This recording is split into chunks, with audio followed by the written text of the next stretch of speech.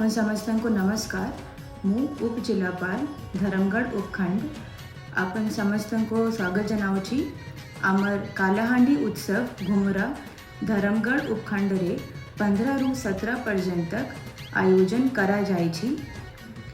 एही उत्सव आमर स्थानीय कलाकार और संस्कृति को जोगाड़ देवार अछि एक बड़ा अवसर अछि।